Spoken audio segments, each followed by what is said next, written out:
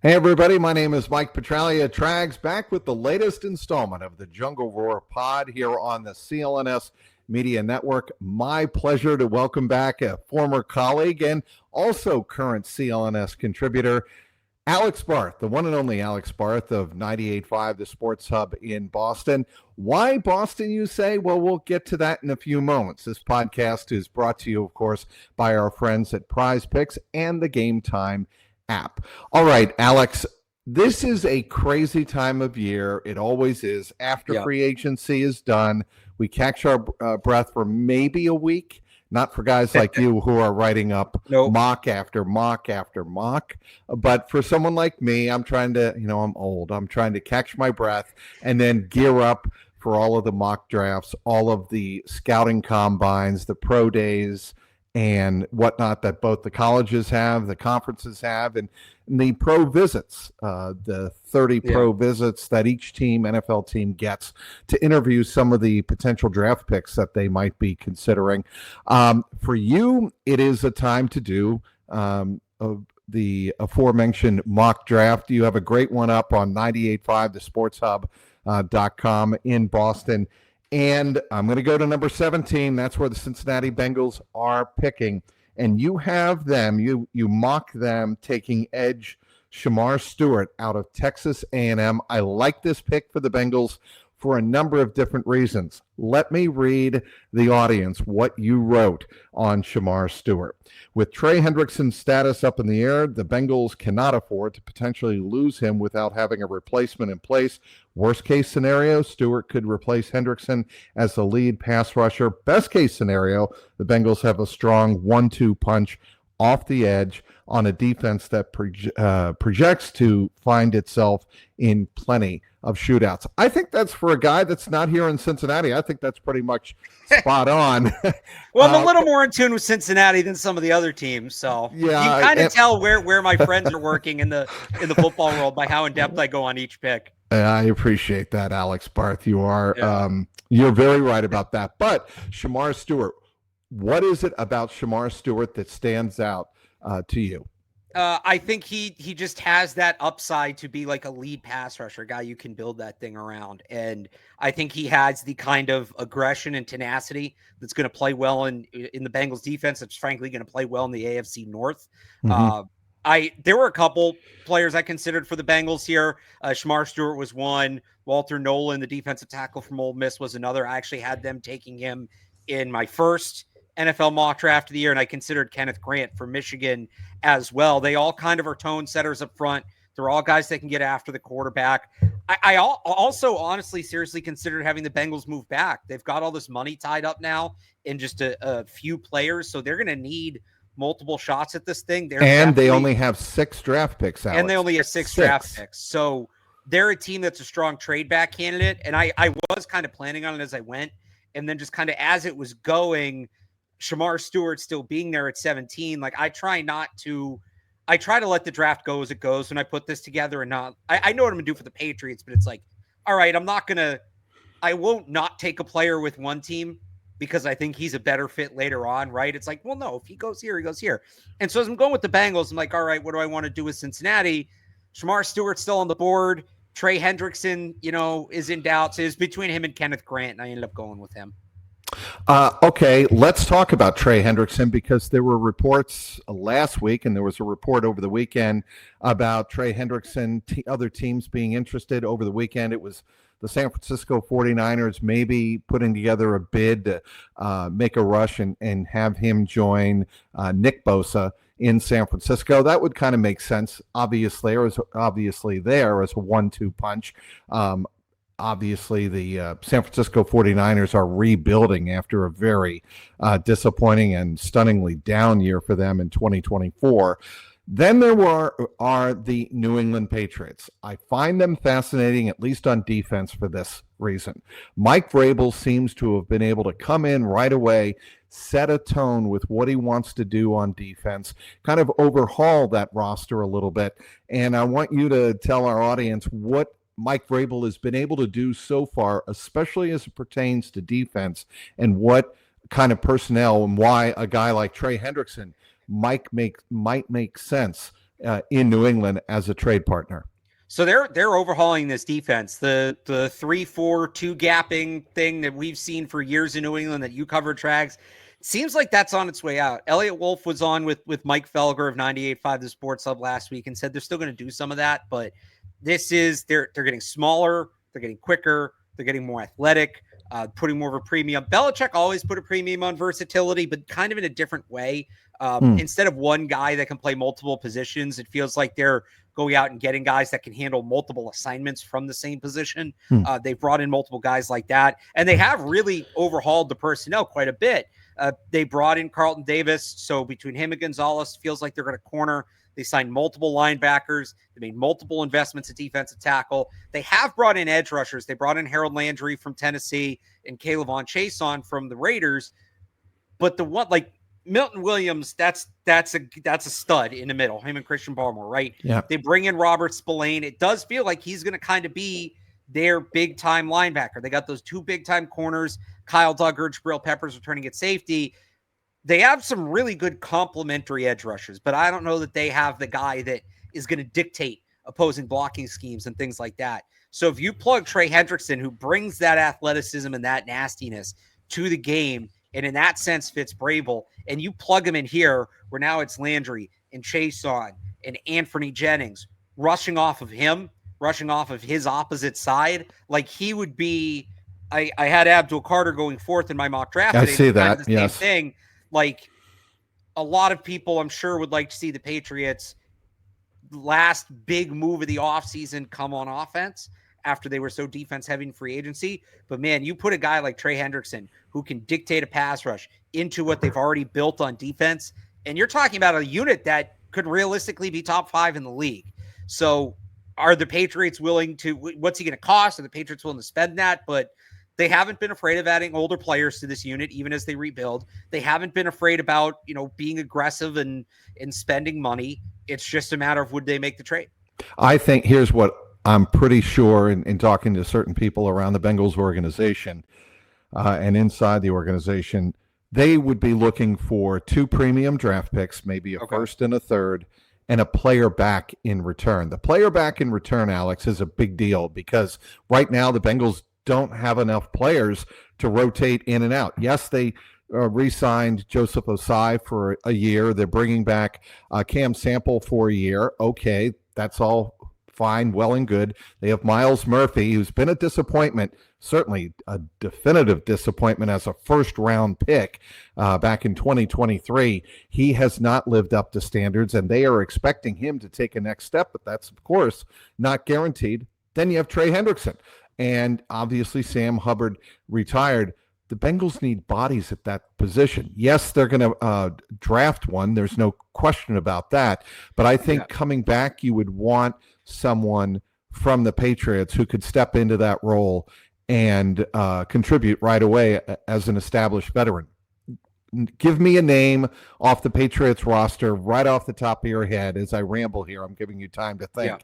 That might be able to come in and fill that need. At that position, it's tough because everybody they just signed. They had nobody last year on the pass rush. I mean, it was different guys coming up essentially from the practice squad every week and playing that role after they traded Matthew Judon. They traded Joshua Uche. Some guys were hurt. Like, they're not going to move Keon White. I think they really like him. Again, Chason they just signed. Harold Landry they just signed. I guess maybe Jelani Tavai, who's kind of a hybrid off-ball linebacker edge setter. See, okay, let me stop you there. The reason that's intriguing is the Bengals are, of course, going through it with Jermaine Pratt, who has requested a trade from the Bengals because, he is not fitting in with the Bengals scheme. He wants more money, obviously. Logan Wilson is an established veteran, a core piece of what the Bengals do on defense. He is not going anywhere. Even more in particular, given the fact that they've brought back Al Golden, the defensive coordinator from Notre Dame, who was the linebackers coach with the Bengals in 2020 and 2021. That is all the more reason to keep a guy like Logan Wilson. But if Jelani Tavai, thank you, is a player who, if I'm the Bengals, I could see him coming in and contributing right away. Yeah, I could see the Patriots moving him. They're kind of so. Tavai was drafted by the Lions. They played him off the ball. He's second round pick, and it just really didn't work. When Bill Belichick brought him to New England, he started playing him on the edge as kind of like a strong side edge setter, and he thrived in that role. Last year, Juwan Bentley gets hurt. They moved Tavai off the ball, and he struggled once again. I don't think that's as much his position. He can do it, but not as he can't play it as well as he can play the edge. Right. And then late in the year, there was an incident where he kind of got into it with the fans during a radio interview. I do remember this. Yes. Led to some people thinking like, Mike Vrabel's trying to set this tone, this new energy in the building. And he had said in his introductory press conference, we're going to remove entitlement from our football team. And a lot of people kind of interpreted that as directed as Jahlani Tavai. Well, Juwan Bentley, longtime captain, big time Patriots guy, team first guy, he got cut. David Andrews, longtime captain, longtime team first guy, he got cut. Jahlani Tavai is still here. So some people, it's tough to tell what to make of that. But if the Patriots can get a guy like Trey Hendrickson, I think that he's somebody that they absolutely should put on the table.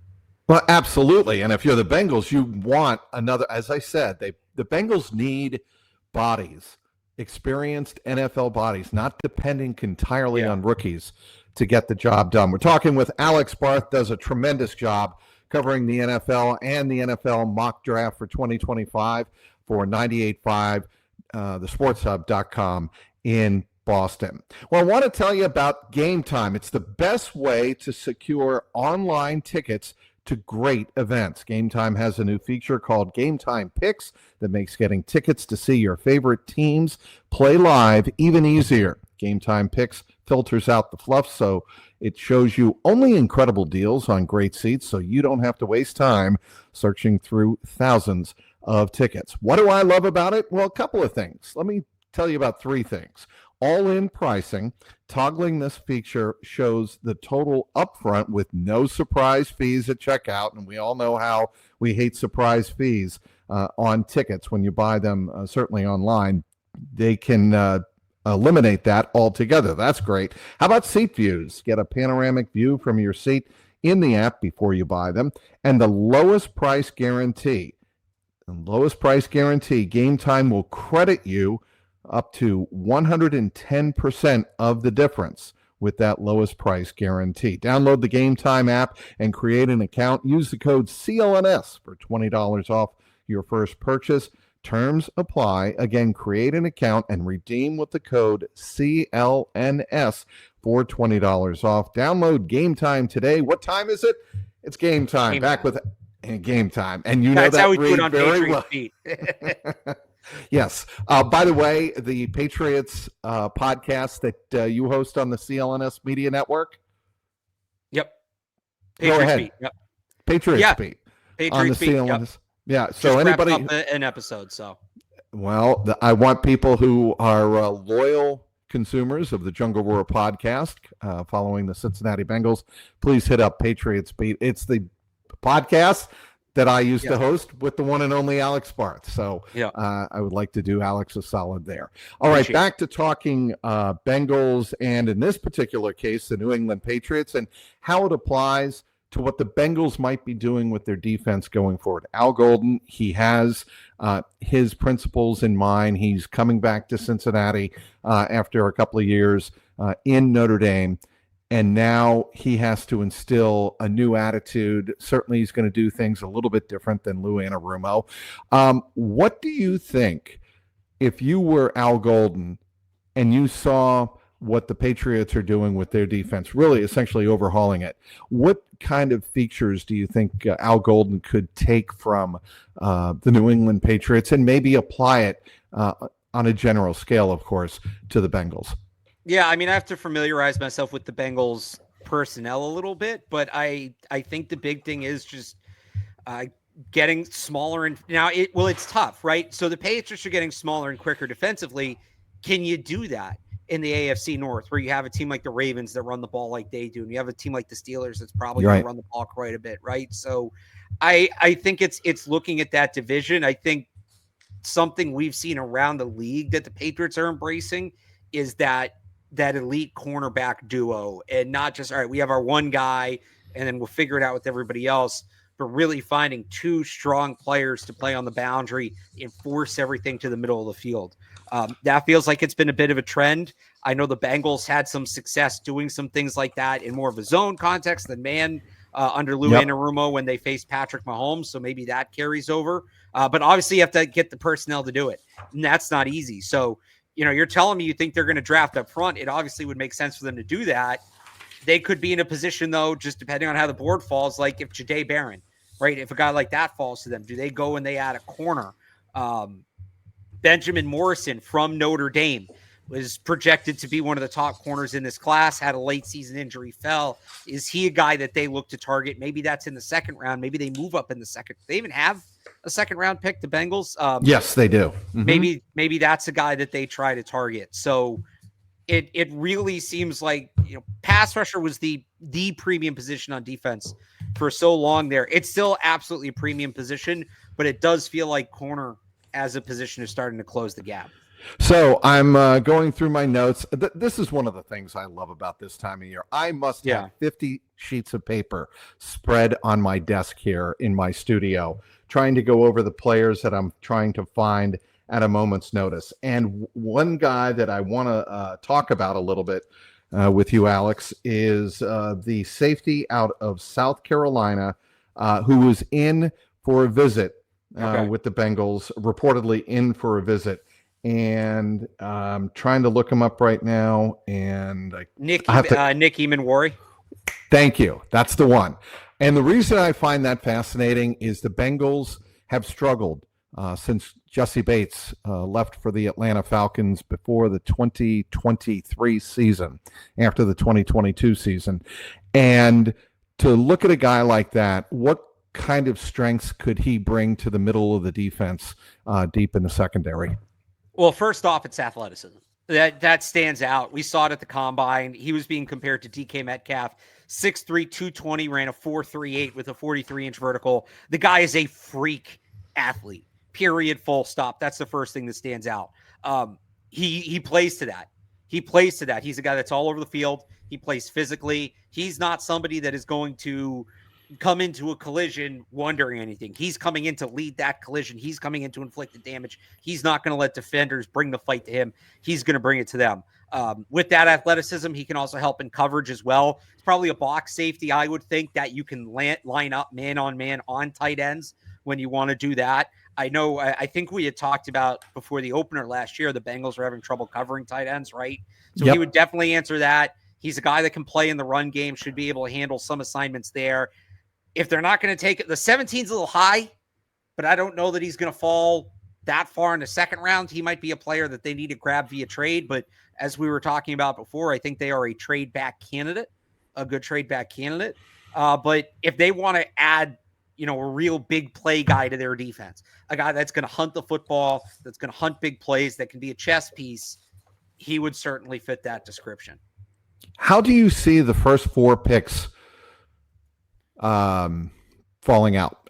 Do you see the Patriots staying put at 4, first of all, because of course they screwed that up toward the end of the season by beating the Buffalo Bills? And how much stock do you put in the theory that part of the reason that Gerard Mayo was let go was them dropping, I believe, from number 2 to number 4, or was it number 1 to number? It was number 1. Number 1 to number 4. That's a big drop. It is. If that's the only reason he got fired, that's just, how do you think the guy was doing a good enough job before and now suddenly he wasn't? Was it like the straw that broke the camel's back? Maybe, but I have to imagine going into that game, they at least thought there was a good chance that they were going to move on from Gerard Mayo. I don't put a ton into that. And the new one, by the way, is that's why Joe Milton got traded, because he won that game.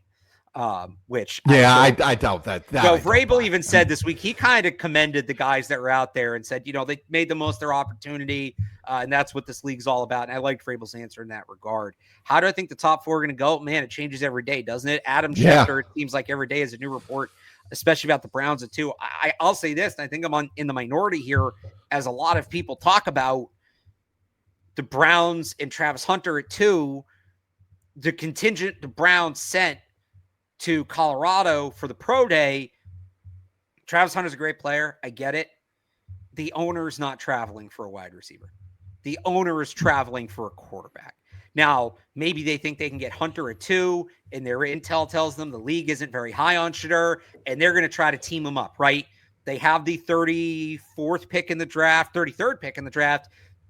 Maybe it's all right. We can get Hunter at 2 and then trade. Maybe it's 17. Maybe they're willing to give the Bengals a haul, right? And then you get Shedeur at 17, and now you have those two reunited. So maybe it's that. I'm not ruling out Shedeur at 2. And if it's Shedeur at 2, I think there's a real chance the Giants would rather have Travis Hunter than Abdul Carter. Their defensive front, New York, is one of their few strengths. Travis Hunter either gives them an awesome number 2 wide receiver opposite Malik Neighbors or gives them a number 1 corner, which they need. So I think that there's a now I'm also not sleeping on the Browns taking Abdul Carter either. Right. And the theory there, of course, is the fact you have Myles Garrett on one side and you put a guy like Abdul Carter on the other. By the way, how much stock do you put in the concern over Abdul Carter's foot injury? None. Zero. It's especially in this draft, like, oh no, he's not going to be ready for half of minicamp. I guess we have to take a much lesser player. Like, what are we doing? Right. No, but still, there are people who will wonder if for whatever reason he starts to drop. Yeah. If that's what GMs are concerned about, and that's what obviously physicals before the draft are all about. Yeah, there's that, and he was arrested last year, so you wonder if that comes into play. You never know with that stuff. And I don't know the full circumstance of what happened there, so I'll let people look that up, but there just was an incident. Maybe he falls a little bit. I still think, like, and you mentioned Myles Garrett too. Myles Garrett was frustrated with the organization. And there was some reporting within that he was frustrated that he, like a quarterback on offense, he wasn't getting enough help on the defensive side of the ball. So you give this guy the money, you convince him to come back. Maybe there's some sort of agreement that he's going to get more help as well. The only thing I really feel confident in at the top, I think Cam Moore is going first overall. Yeah, I see that. I could see the Giants passing on Carter if he's on the board. Hunter, I think they would take. Shedeur, Sanders, we'll see. I could go either way on that, but I do think if Carter gets to 3, he gets to 4. I am kind of feeling like that may be the case. And I also think had the Patriots stayed at 1, they could have gotten 2 picks in the first round, right? I mean, or a future first, or a future first, which something I might like rather have in this draft. No, that was my take after that game. Was the Patriots losing that game did not really impact their 2025 offseason. It impacted the 2026 offseason. Right. I buy that. 100%. They're still going to be able to have the offseason that they need to have. And they kind of have. They still need a left tackle. But, having another first next year. And if I'm the Patriots, I'm asking for the future pick just based on the way this draft is. And I think everybody's going to do that, by the way. I think you're going to see almost no future picks move this year. And in the rare chances they do, I think they're going to be valued tremendously higher than they usually are. Oh, go ahead. So a team looking to move up, or if you're a team like the Bengals looking to move back, I do wonder if there's a thing where it's like, would you rather have a 4th in this draft or a 3rd in next year's draft, or even a 4th in this draft or a 4th in next year's draft? Unless you're targeting certain positions, running back, defensive tackle, which I guess the Bengals are, but I don't know. I look at it, if I'm a GM, I'm trying to get as many future picks as I can. I don't need a ton of kicks at the can in this draft. I really don't. I might strategically look for picks in this one, but the future picks should be worth a lot more this year. He is Alex Barth, does a terrific job covering the New England Patriots, and a must-follow for the 2025 NFL Draft, which is, by the way, April 24th, 25th, and 26th. In Green Bay. I want to tell you about Prize Picks, the best place to get real money sports action. With over 10 million members and billions of dollars in awarded winnings, Prize Picks has made daily fantasy sports accessible to all. You just pick more or less on at least 2 players for a shot to win up to 1,000 times your cash. Run your game all season long on Prize Picks. Springtime is here and baseball season officially is underway. Don't miss your chance to add your favorite players from the diamond in your Prize Picks lineup, whether it's strikeouts, RBIs, or first inning runs, take your pick of more or less, of course, for your shot to win up to 1,000 times your cash today. On Prize Picks, you can mix and match player projections from different sports. Combine your favorite baseball players with players from basketball, hockey, esports, and much more. Prize Picks invented Flex Play, which means you can still cash out if your lineup isn't perfect. You can double your prize money even if one of your picks doesn't hit. Sign up today and get $50 instantly when you play $5. You don't even need to win to receive the $50 bonus. It's guaranteed. Second half of the basketball season is winding down, and the push for the playoffs is heating up on Prize Picks, the best place to cash in on your favorite sports. Download the app today and use the code CLNS to get $50 instantly after you play your first $5 lineup. Again, download the app today. Use the code CLNS to get $50 instantly after you play your first $5 lineup. Prize Picks, run your game. Back with Alex Barth of 98.5, the Sports Hub in Boston. And now I want to move on to maybe some of the intricacies of this draft and where teams like the Bengals or the Patriots can build depth. What are the positions you're looking at that have a bounty of really good prospects that can step in and maybe not be stars right away, but certainly contribute as depth players? There's three, and I know at least two of them are needs for the Bengals. Running back, tight end, and defensive tackle. Defensive tackle, defensive line sort of thing.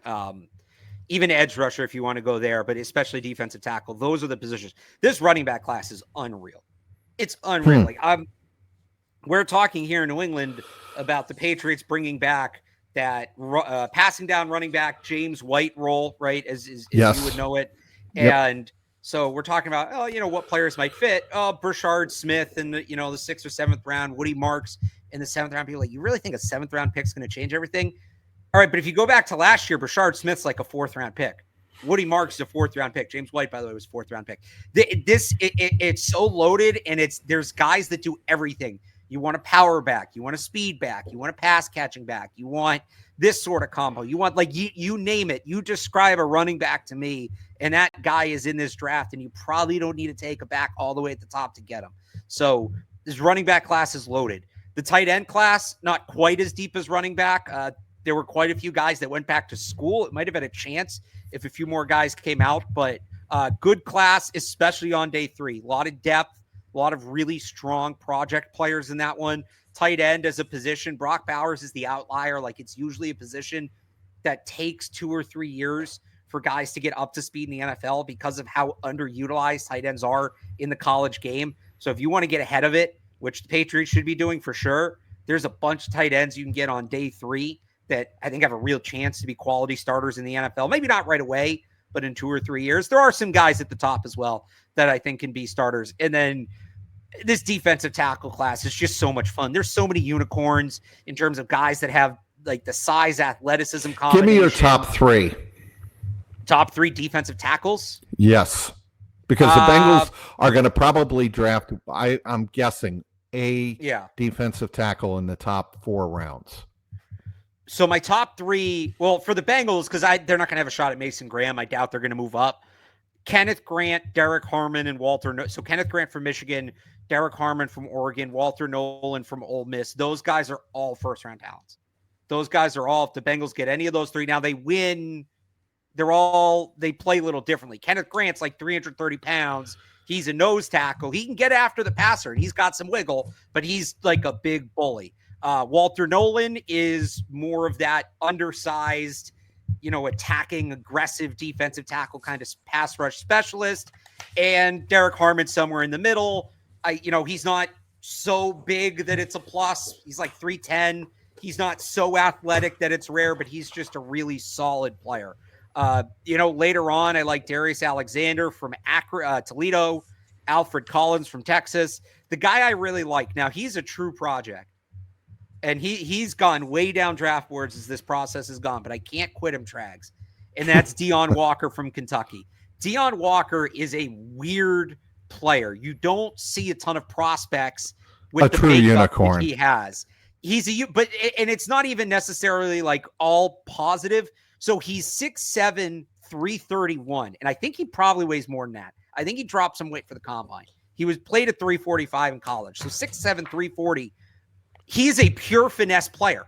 Like, he doesn't play with power. He'll get pushed back. He'll get bullied at times, but he's got a great swim move. His footwork's excellent. Kentucky would play him, Trags, standing up on the edge. This guy was 340, 6'7", 340, essentially playing as an outside linebacker hitting spin moves. So what do you do with that, right? Do you try to get his power game fixed and play him in the middle? He's not going to stand up in the NFL, but Right. like, do you try to turn him into like a supersized defensive end? I don't know. You ask 10 teams, you might get 10 different answers on what the development path would be for him. But the physical traits are so rare. You can't, like, I can't help but look and be like, man, if somebody gets it right with him, he's going to be unbelievable. Okay. Could the best interior offensive lineman drop to the Bengals at 17? And if they do, and if it does, what do you think the chances? I think the chances are very good if that happens. And he's the best player among 3 or 4 players on the board. The Bengals need a guard. I think that's been well documented, and we haven't talked about that.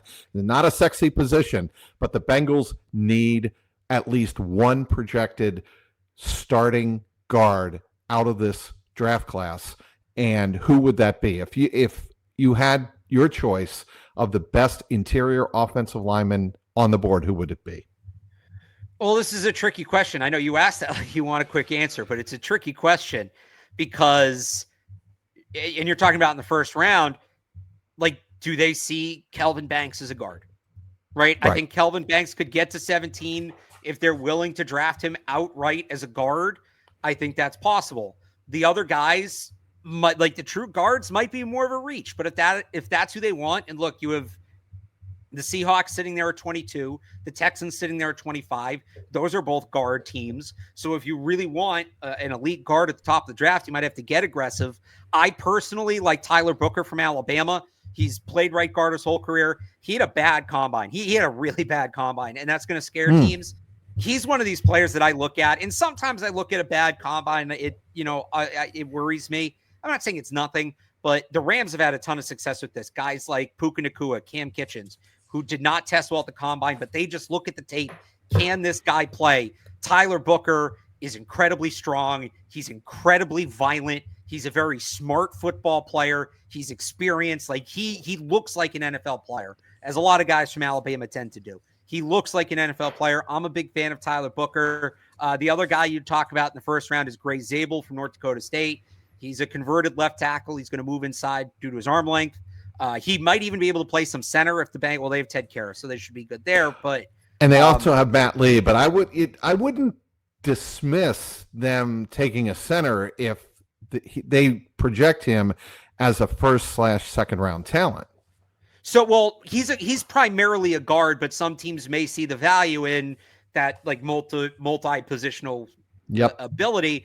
But he's a little more. He's not as big as Booker, but he's more agile. He's more crafty. He's a little more technically sound. Those would be the two guys if the Bengals are going guard at 17. I think the real value for guards in this draft is the third round. Third round, huh? Yeah. A guy like Marcus LeBeau, Tate Ratledge, those sorts of guys. So the Bengals in this draft, they have picks in each of the first 6 rounds and not a 7th round pick. So that's how it lines up for the Bengals. They did not get a comp draft due to free agency this particular year. So that hurts them a little bit.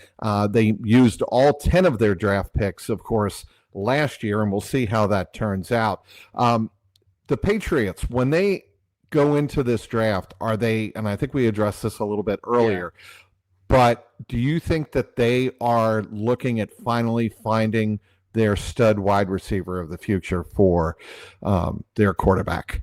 I think they'd love to. Mike Vrabel talked at the combine about how hard it is to get that kind of player, especially if you don't draft them. These guys never hit free agency. When they get traded, it's rare. Cincinnati knows that. Like, they'll keep. Well, that's why the building, Bengals right? did what they did. That's as exactly they should have. Right, Alex. So, look, I think they'd love to. Short of Travis Hunter, is that player there? This is not a good wide receiver draft class in the top 50, 60 picks. There's some interesting players with upside that you can take a flyer on later on, but I don't know that they're like, you're kind of trying to find a diamond in the rough at that point. Tet McMillan's the one guy, and he's been comped to T. Higgins quite a bit. But in a league where athleticism has become more and more of a premium over technical skill at the wide receiver position, is a guy that's all technique and no athleticism going to go that high in the draft? And are they going to believe that much in him? I don't know. So I think they would love to, but, I think they would also love to draft the next Jonathan Ogden. Is that guy there? Probably not. There is no real, true, definitive franchise left tackle. So they're going to have to work with what they work with, and I think tackle's probably going to get the priority there. My feeling on the draft is you always have to play to the strength of the draft and not go outside of that, because when you do go outside of that, and the worst word on any night of the draft, particularly the first and second nights of the draft, rounds 1 through 3, reach.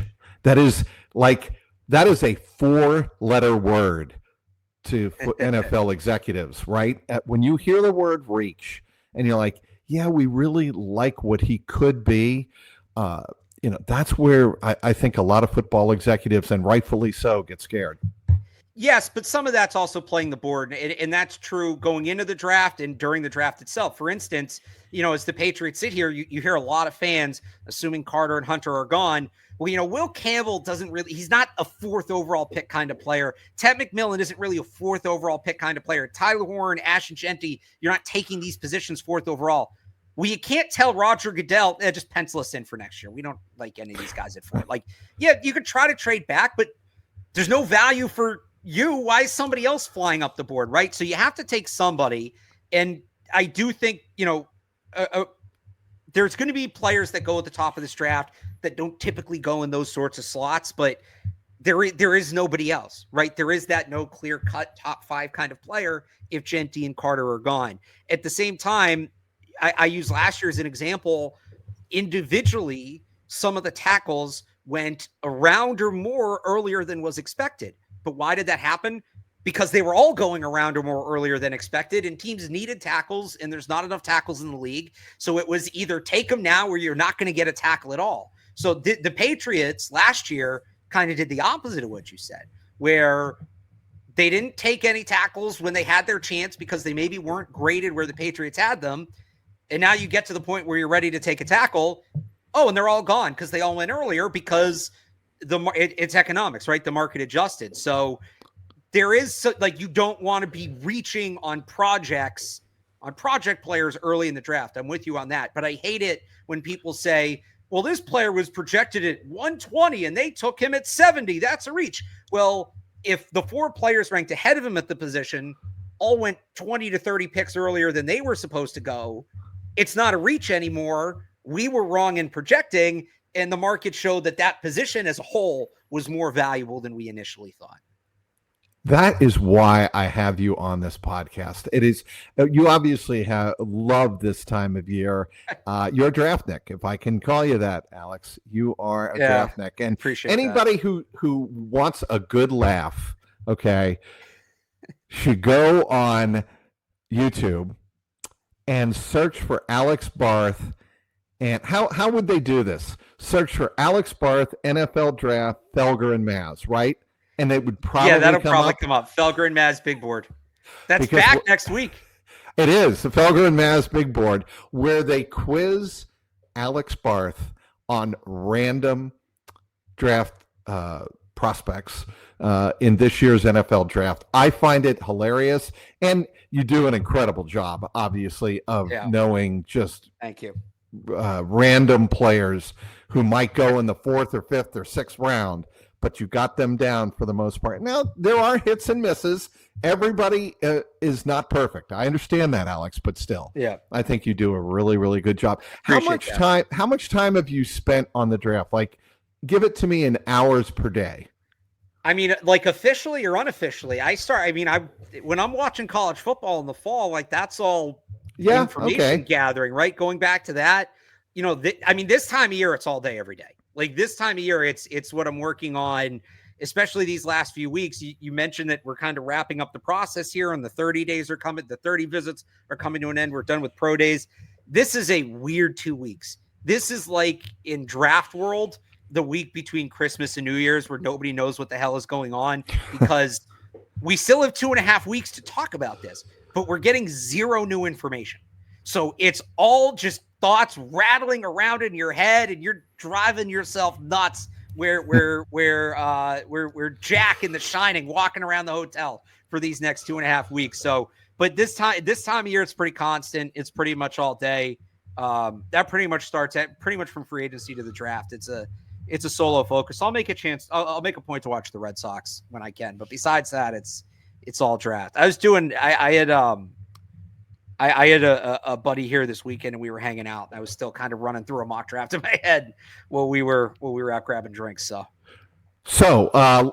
tell the audience where they can follow you, where they can find your latest content online. Yeah, 985thesportshub.com. We actually have a new website dropping tomorrow. Totally reformatted. It's going to be sleek and clean. Hopefully, I actually haven't seen it yet, but I'm told it's going to be great.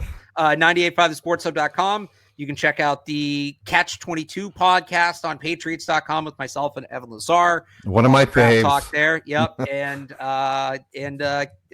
Patriots Beat on CLNS. All right. He is Alex Barth, does a tremendous job, as he just outlined the number of people he works for, but primarily covering the Patriots and the NFL and the NFL Draft 2025 for 985thesportshub.com. Be sure to follow his content leading up to and throughout the NFL Draft there. My name is Mike Petraglia Trags, and I want to thank our great sponsors and great friends. Of course, that would be Prize Picks and the Game Time app. Until next week, you know how it goes. Keep that jungle roaring.